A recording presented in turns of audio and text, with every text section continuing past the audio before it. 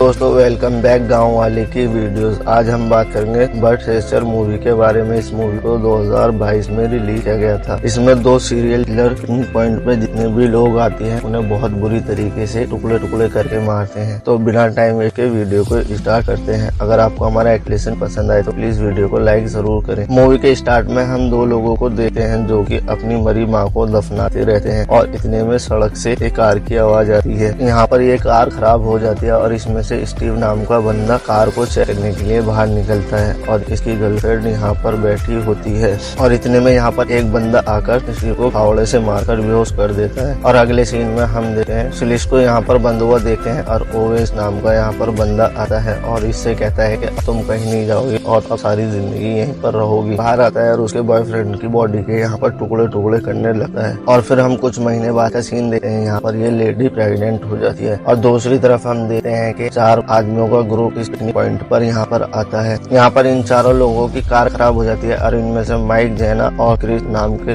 Group में होते हैं। और यहाँ पर कार पूरी तरीके से खराब हो चुकी होती है और आसपास का जंगल का इलाका होता है और ये खुद से कार को ठीक नहीं कर सकते, जिसकी वजह से माइक अपनी गर्लफ्रेंड से कहता है कि मैं किसी मैकेनिक को देकर लाता हूँ। माइक अकेले यहाँ से जाने लगता है और यहाँ पर क्रिस की गर्लफ्रेंड टेला भी उसके साथ जाने लगती है और ये दोनों लोग उन्हें ढूंढने के लिए निकल जाते हैं और इधर ये दोनों लोग इधर बसते हैं। क्रिस यहाँ पर डिग्गी को चेक करता है तो इसे टॉयलेट पेपर मिलता है और टेला को भी इधर टॉयलेट लगा होता है, जिसकी वजह से वो टॉयलेट पेपर लेके हल्का होने के लिए चली जाती है। और ये यहाँ पर जाते हुए एक कार से टकराती है, जिसकी वजह से किडनैपर के घर पे एक बेल बजती है और घर पर ऑसवर्ड होता है जो कि ओवेस का भाई छोटा होता है और उस घंटी के बजने से इसको जंगल में किसी के होने का पता चल जाता है। और हम अगले सीन में देखते हैं टेला और माइक इधर मैकेनिक की तलाश में लगे होते हैं और माइक यहाँ पर कहता है कि मेरी गर्लफ्रेंड के साथ कुछ सही नहीं चल रहा है। माइक कहता है कि वो अब मुझ पर ज्यादा ध्यान नहीं देती, जिसकी वजह से ये दोनों यहाँ पर अकेले होते हैं और एक दूसरे के साथ रोमांस करने लगते हैं। और यहाँ पर कोई आदमी इनको देखता रहता है और इतने में इन्हें भी किसी के होने का एहसास हो जाता है, जिसके बाद ये यहाँ से निकलकर दोबारा से जाने लगते हैं। और जैना जब वो फिनिश होकर आने लगती है तो यहाँ पर खून से सने हाथ को देखती है।